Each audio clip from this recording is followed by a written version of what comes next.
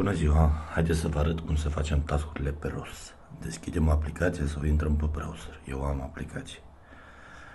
Intrăm aici. Avem de ales între Facebook, YouTube și TikTok. Eu aleg Facebook. Mi-aleg VIP-ul corespunzător, VIP 1. Și aici îi dăm Resave la toate trei. Eu le-am primit deja, așa că nu mai pot să dau acum. Acum dăm înapoi.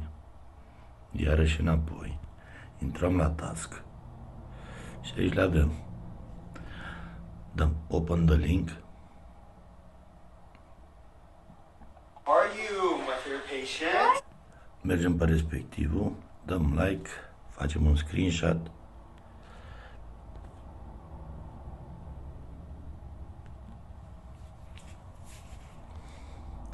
Mergem înapoi. Dăm aici. Să deschidem. Încărcăm poza respectivă și dăm submit.